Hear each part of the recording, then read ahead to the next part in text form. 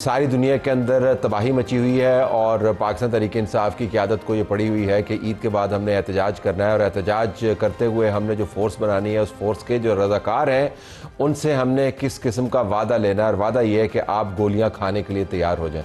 इसके ऊपर जुनैद अकबर साहब की हम आपको एक वीडियो दिखाएंगे, साथ उसके ऊपर एक रद्द-ए-अमल भी दिखाएंगे जिसमें सवाल उठाए जा रहे हैं कि आपके अपने बच्चे कहाँ हैं। लेकिन जो बड़ी स्टोरी है आज की उसका ताल्लुक उस फैलती हुई जंग से है जिसने दुनिया को हिला के रख दिया है। कल अमेरिका ने अपने खौफनाक तरीन बॉम्ब दोबारा से इस्तेमाल किए। 8 महीने पहले उसने ईरान की न्यूक्लियर तंसीबात के ऊपर ये बॉम्ब फेंके थे। अब उसने आबनाए हुर्मुज़ के किनारे के ऊपर ये बॉम्ब फेंके हैं। बंकर बस्टर्स 5000 पाउंड्स वाले ये बॉम्ब उसने फेंके हैं और कहा है कि हमने उनको तहस नहस कर दिया है वहाँ पर। साथ डोनाल्ड ट्रंप ने बॉम्ब्स के साथ साथ ट्वीट्स भी फेंके हैं और एक ट्वीट में वो ये कह रहा है कि क्या हो अगर हम इस दहशतगर्द ईरानी रियासत को मुकम्मल तौर पर ख़त्म कर दें। फिनिश ऑफ का लफ्ज़ इस्तेमाल किया है और उसके बाद हम पूछेंगे अपने तमाम इत्तेहादियों से कि अब आप का क्या ख्याल है, हमें ज्वाइन करेंगे या नहीं करेंगे। इन मामलात के ऊपर हम बात करते हैं। हमारे पास हुसैन हक्कानी साहब मौजूद हैं, अमेरिका में पाकिस्तान के साबिक सफ़ीर, माहिर बैनुल अक़वामी अमूर। आपका बहुत शुक्रिया हक्कानी साहब। I will be with you in a minute. नाज़रीन, हम आपको ये भी बता दें कि इसी प्रोग्राम में हम आपको तेहरान की ताज़ा तरीन सूरत हाल के लिए लाइव लिए चलेंगे, जहाँ से हमें जॉन हुसैन ज्वाइन कर रहे होंगे। वो हमें बता रहे होंगे कि तेहरान में इसराइल के इस प्लान के बाद कि अब जो भी उनका अफसर है अहम उसको हमने असैसिनेट कर देना है। सूरत हाल क्या है, तेहरान के अंदर से ख़बर आपको बराह रास्त लेके देंगे और फिर प्रोग्राम के आखिरी हिस्से में डॉक्टर शीरी मज़ारी हमें ज्वाइन करेंगे कि इस फैलती हुई जंग के तबाहकुन नताइज क्या हो सकते हैं, उनसे भी हम बात करेंगे। हुसैन हक्कानी साहब, स्ट्रेट अप टू यू। ये डोनाल्ड ट्रंप ने कहा है कि अगर हम इस दहशतगर्द रियासत को फिनिश ऑफ कर दें और उसमें उसने वो कोट एंड कोट का लफ्ज़ इस्तेमाल, फिनिश ऑफ कर दें तो क्या होगा। तो हमें इसमें से कुछ समझना चाहिए कि फिनिश ऑफ से क्या मुराद है। अब उसने बंकर बस्टर भी गिरा दिए, 8000 हमले भी कर दिए, 9000 टारगेट्स को निशाना बना लिया, तो फिनिश ऑफ को आप कैसे रीड करते हैं? मैं डोनाल्ड ट्रंप साहब के अल्फाज पर को बहुत ज़्यादा तवज्जो नहीं करता। उसका सबब यह है कि वो अल्फाज के चुनाव में को बहुत एहतियात करने वाले फ़र्द नहीं हैं। वो बात कहते हैं जो उनके ख्याल में उनके जज्बात की तर्जुमानी करती है और उनकी बेस के जज्बात की तर्जुमानी करती है। ये यकीनी बात है कि बहुत सारे लोग हैं इसराइल में, अमेरिका में, जो चाहते हैं कि ईरान की रियासत बहुत ही कमज़ोर हो जाए, ख़त्म हो जाए और मौजूदा जो क़यादत है वो तो बिल्कुल ख़त्म हो जाए। लेकिन क्या ऐसा करना कहीं पे भी मुमकिन रहा है? नाज़ी जर्मनी के ऊपर इतनी बमबारी की गई, उसके बाद मुल्क तबाह हो गया, हिटलर ने खुदकुशी कर ली, लेकिन नाज़ी बहरहाल मौजूद रहे और आज हम देख रहे हैं कि नाज़ी नज़रियात के लोग दोबारा से जर्मनी में सर उठा रहे हैं। तो ये फिनिश ऑफ एक जुमला है, कोई स्ट्रेटजी नहीं है। अच्छा, अब स्ट्रेटजी को हम समझना चाह रहे हैं आपसे, क्योंकि एक तरफ से वो कल अपने इत्तेहादियों को बुलाते रहे, इत्तेहादी नहीं आए, फिर अब उन्होंने कहना शुरू कर दिया मुझे आपकी ज़रूरत नहीं है। अब इसराइल की तरफ से जो ईरान की नीम सरकारी एक न्यूज़ एजेंसी है उसके मुताबिक जनूबी पारस की गैस फील्ड में जो पेट्रोकेमिकल कॉम्प्लेक्स के ऊपर हमले हुए हैं। ईरान का मानना है कि अमेरिका और इसराइल ने ये जॉइंट हमले किए हैं और साथ उन्होंने ये भी कहा है कि इसके बाद अमेरिका की जितनी बेसिस हैं वो अब हमारे लिए लेजिटिमेट टारगेट हैं। तो दूसरी तरफ से प्रोवोकेशन भी बहुत ज़्यादा है और हमले भी तवातर से जा रहे हैं। तो ज़रा कोई ना कोई स्ट्रेटजी तो है इन हमलों के पीछे। बिल्कुल है, और मुझे ये लगता है कि उस स्ट्रेटजी का एक जुज ये है कि किसी न किसी मरहले पर वो अरब ममालिक जो अब तक ईरान के हमले बर्दाश्त कर रहे हैं वो जवाबी हमले करने शुरू करेंगे। और ये मेरा ख्याल है कि उनकी तवक्को है या ये उनकी मनसूबाबंदी है। दूसरी तरफ इस बात पे गौर कीजिए कि ये जो जनूबी पारस की ऑयल फील्ड पर हमला हुआ है तो उसके ऊपर फौरन कतर ने रिएक्ट किया और कहा है कि भाई ये जो ऑयल फील्ड है ये तो जी। हमारी ऑयल फील्ड के साथ मिलती है, तो अगर आप इसको आग लगाएंगे तो वो तो आग न रुक पाएगी, हमारी तरफ भी आएगी। तो ये तमाम वो मामलात हैं जिसकी वजह से ये स्ट्रैटेजी नहीं बल्कि रोज एक बनती बिगड़ती स्ट्रैटेजी मुझे नजर आ रही है। असल हिकमत अमली इसराइल की है, ट्रंप की नहीं है। और उस हिकमत अमली का सबसे बड़ा जुज यही है कि ईरान की जो इस्लामी जमहूरिया ईरान है اس کی عسکری قوت بالکل ختم کر دی جائے۔ اس میں میرا یہ خیال ہے کہ خلیج کے ممالک کی بھی کچھ نہ کچھ ہمدردی اس موقف کے ساتھ ہو سکتی ہے کہ اگر ایران ان پر میسائلوں سے اور ڈرون سے حملے کر رہے تو اس کی وہ صلاحیت ختم کر دی جائے۔ لیکن کیا ایسا کرنا آسان ہے، ممکن ہے اور بہت زیادہ جانی نقصان کے بغیر ہو سکتا ہے؟ اس بارے میں مختلف ماہرین کی مختلف آراء ہیں، اور میں کوئی ایک خاص رائے اس پر بنا نہیں سکا کہ کیا وہ ایسا کر بھی پائیں گے یا نہیں۔ دوسری طرف تیل کی بڑھتی ہوئی قیمتیں، بین الاقوامی بحران، مختلف اتحادیوں کا امریکہ کو چھوڑ دینا، یہ بھی وہ عوامل ہیں جن کے نتیجے میں ٹرمپ کو اپنے فیصلوں پر نظر ثانی شاید کرنی پڑ ہی جائے۔ اچھا، اب آپ نے نظر ثانی کا ذکر کیا۔ آپ نے اور ہم نے اپنی بالغ زندگی کے اندر ایک سپر پاور کو کولیپس ہوتے ہوئے دیکھا ہے، اور اس کے علاوہ بھی ہم نے بڑے ہنگامے دیکھے ہیں۔ آپ نے بہتر طریقے سے ڈاکومنٹ کیا ہے، ہم نے صحافیانہ انداز سے ان کو دیکھتے رہے ہیں مسلسل۔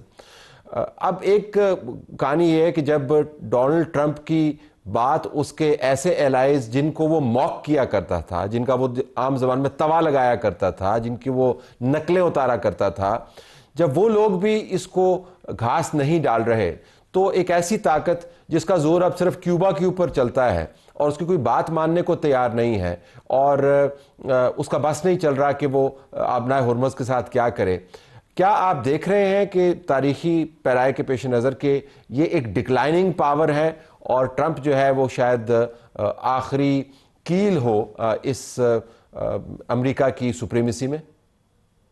ٹرمپ کے آنے سے پہلے تو امریکہ کمپلیٹلی ڈکلائننگ پاور نہیں تھا۔ اس کے کچھ پہلو ایسے تھے کہ جن میں کمزوریاں تھیں، لیکن دوسری طرف اس کے پاس دنیا کی سب سے بڑی عسکری قوت تھی، ہے اور ابھی بھی موجود ہے۔ اس کی معیشت بہت مضبوط تھی، اس کے اندرونی نظام میں ایک استحکام تھا۔ ٹرمپ صاحب کی بہت سی پالیسیوں کی وجہ سے ان سب چیزوں میں ہل جل نظر آ رہی ہے۔ معاملہ کہاں جا کے ٹھہرتا ہے، بہت سے لوگ ابھی بھی یہ سمجھتے ہیں کہ شاید وہ کامیابی ہو جائیں اپنے مقاصد کے اندر، اور بالآخر ایران ہی یہ کہے کہ بھائی ٹھیک ہے ہم جنگ ختم کرتے ہیں۔ لیکن انہوں نے امریکہ کو بہرحال بہت زیادہ نقصان پہنچا لیا ہے بین الاقوامی طور پر۔ بہت سارے ممالک ان پر اعتماد اب نہیں کریں گے، شاید امریکہ پر بھی اعتماد نہ کریں کہ اگر امریکہ کی رائے ہر 4 سال بعد بدلتی ہے، ووٹروں کی رائے بدلنے کے ساتھ۔ آپ کو یاد ہوگا فرانس کے ایک سابق وزیر اعظم نے بڑا اچھا جملہ کہا تھا، انہوں نے کہا تھا کہ ہم فرانس کی سیکیورٹی کو کیا وسکونسن میں رہنے والے جو دودھ پیدا کرنے والے ہیں ان کے اوپر چھوڑ دیں، کہ ہر بات امریکہ کے اوپر بھروسہ کرنا شروع کر دیں، جہاں ووٹر رائے بدلتے ہیں اور نئی حکومت تمام پالیسیاں بدل دیتی ہے۔ تو اس اعتبار سے امریکہ کمزور تو ہو گیا ہے بین الاقوامی طور پر اپنی بات منوانے میں، لیکن اس کی عسکری قوت برقرار ہے، اور وہ عسکری قوت تباہ کاری تو یقیناً پھیلا سکتی ہے، اور ہمیں نظر آ رہا ہے کہ ایران میں پھیلا بھی رہی ہے۔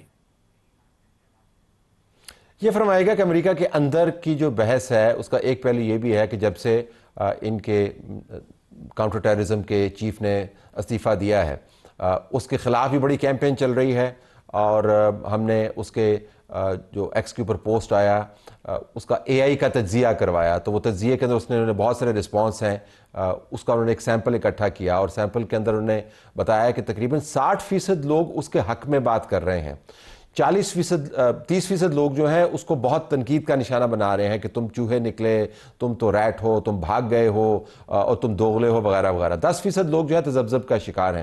لیکن آج ٹرمپ کی طرف سے یہ بھی جاری کیا گیا کہ 93% لوگ جو ہیں میری ووٹ بینک کے اندر وہ میرے حق میں ہے، اس جنگ کے حق میں، ان کو کوئی تکلیف نہیں ہے، اور یہ جھوٹ پھیلایا جا رہا ہے میڈیا کے ذریعے۔